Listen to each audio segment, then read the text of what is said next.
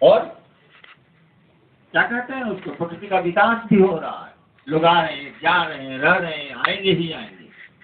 और सन्यासी बना दीजिएगा तो ये क्रम कहीं ना कहीं रुकेगा, फिर बच्चे नहीं पैदा होंगे। तो शिव ऐसा नहीं कर सकते, इसीलिए शिव की कल्पना की गई है वो गृहस्थों के आदर्श हैं। मैंने कई बार कहा है आपको कि शादियों में अभी भी राम सीता कोहबर में नहीं लिखा जाता, शिव पार्वती ही लिखा जाता। कृष्ण और राधा या रुक्मिणी का नाम नहीं लिखा जाता है भारतवर्ष में, शिव पार्वती ही लिखा जाता है। सबसे अच्छी बात विवाही है ना, दो जोड़ों को आप मिलाते हैं और जिंदगी फिर शुरू होती है, नई जिंदगी फिर शुरू होती है। वहां शिव पार्वती का नाम लिया जाता है, क्योंकि हर सब कोई जानता है कि धरती का सुख बहुत मानी नहीं रखता, प्रेम मानी रखता, प्यार मानी रखता। तो शिव के बारे में कहा ही जाता है, भगवती कहती है वरो शंभु नहीं तो रहो कुमार। वहां प्रेम है, इसीलिए उधर आज भी कहा जाता है शिव पार्वती की जोड़ी बनी रहे। मैंने आपको कई बार कहा है कि कोई बाप अपनी बेटी और अपने दामाद को, पतो और बेटा को तो दे देगा, जिया जाकर चूल्ही में लागा,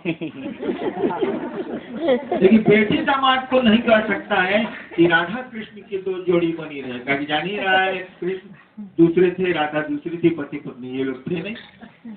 राम सीता की जोड़ी बनी रहे, कभी जानता है पेट में बच्चा था तो वो रमुआ भगा दी थी, कहीं नहीं सकता।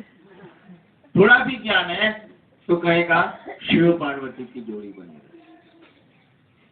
जबकि वह पूरी अव्यवस्था कहा ही जाता है शिव को, तो न खाने के लिए, न रहने के लिए, न कपड़ा पहनने के लिए, पूरी अव्यवस्था। इसीलिए आपके जो 3 सूत्र दिए गए हैं वो बैलेंस करते हैं आपके दोनों साइड को, यानी लौकिक को भी, पारलौकिक को भी। नमः शिवाय आपके जगत के कष्टों को कम करता है, इस पर बहस की कोई जरूरत नहीं है। जो भी थोड़ा बहुत ज्योतिष विज्ञान को पढ़े हुए हैं जानते हैं, हर एक ज्योतिषी जब देखता है कि किसी जातक को, यानी किसी आदमी को बहुत ज्यादा कष्ट आने वाला है, एक ही बात वो बोलेगा, जाइए रुद्राभिषेक कराइए, जाइए ओम नमः शिवाय की, जो जानता है वो, जाइए नमः शिवाय का जप कराइए 1.25 लाख, जाइए विष्णु सहस्त्रनाम का 1.25 लाख जप कराइए, छोड़ देगा। जो हैवी हो जाएगा तो शिव पर चला जाएगा, भगवती को भी छोड़ देगा, अन्य देवताओं को भी छोड़ देगा।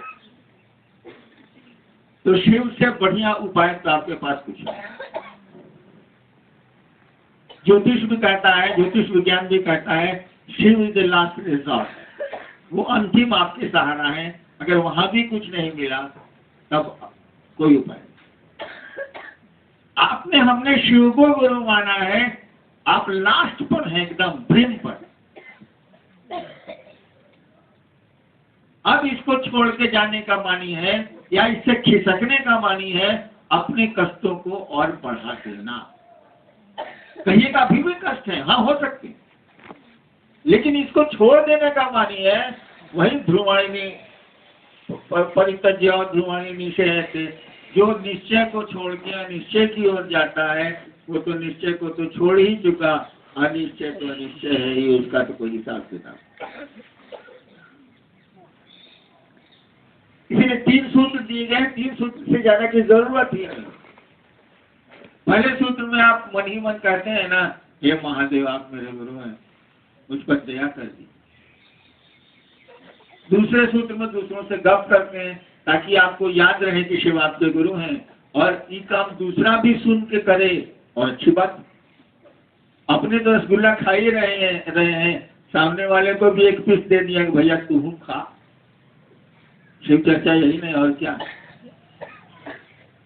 और तीसरा हम लोगों ने कहा कि आप नमः शिवाय से अपने गुरु को प्रणाम कर सकते हैं। नहीं मन करे तो प्रणाम तो करना सीखिएगा, कि नमः शिवाय करने से प्रणाम होता नहीं। प्रणाम करते हैं अतः नमः शिवाय का प्रयोग करते हैं, बहुत सुंदर है। लेकिन केवल नमः शिवाय करने से प्रणाम नहीं होता है, वो तो शब्द करते हैं। मेरे डेरे के पीछे एक डेरा है, वहां एक तोता है, उसको मैं सुनता हूँ बोलता रहता है मम्मी मम्मी मम्मी, जो सुन लिया। गुग्गे से पूछिए, ये शब्द वो मम्मी का बोलता है, क्या मम्मी का भाव है उसमें उस महिला के प्रति? किसी को ना तो बोलते हैं तोता तोता रतन। तो नमः शिवाय करने से शिव को प्रणाम नहीं होगा। ठीक है, नमः शिवाय का अर्थ है शिव को प्रणाम। प्रणाम करने की मना स्थिति आएगी तब नमः शिवाय आप लागू करेंगे और तब वो रिजल्ट देगा। ऐसे भी नमः शिवाय करेंगे थोड़ा बहुत रिजल्ट मिलेगा, उसमें कोई दिक्कत नहीं है, लेकिन जो रिजल्ट आप चाहते हैं वो नहीं। और आप ही का एक ऐसा मार्ग है, शिव सिद्धता के ऐसे ये 3 सूत्र ऐसे हैं जिसमें देने वाले का नाम नहीं। हर जगह देने वाला अपना नाम डालता है। आपके तीनों सूत्र में शिव है, न हरिद्रानंद है न घपलानंद है, कोई नहीं, मात्र शिव है। पहले सूत्र में, दूसरे सूत्र में, तीसरे सूत्र में मात्र शिव है। क्यों ऐसा है? अरे मैंने दिया ही नहीं तो मैं अपना नाम कैसे दे दूं? ये सूत्र मैंने दिया होता तो मैं अपना नाम देता, इतना बेवकूफ थोड़ी हूं। जिसने मुझको बताया है उसी का नाम न जाएगा, शिव ने बताया है शिव का नाम जाएगा। चलिए, ये सवाल का उत्तर हो गया। ठीक है।